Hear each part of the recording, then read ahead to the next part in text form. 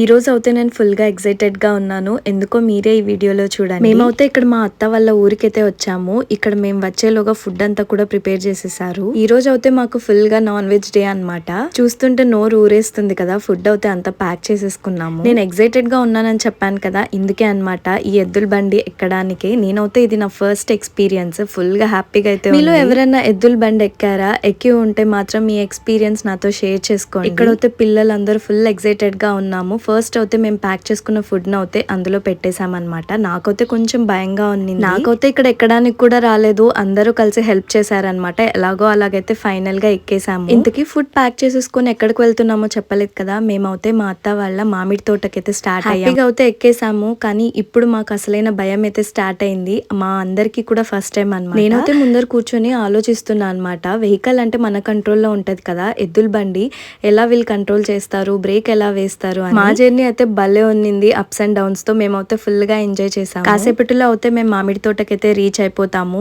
ఇంకా నెక్స్ట్ వీడియోలో ఏం చేసాము అనేది చూపిస్తాను. ఈలోగా అయితే మీరు సబ్స్క్రైబ్ చేసుకునే వాళ్ళు ఉంటే సబ్స్క్రైబ్ చేసుకోండి. Thanks for watching. బాయ్.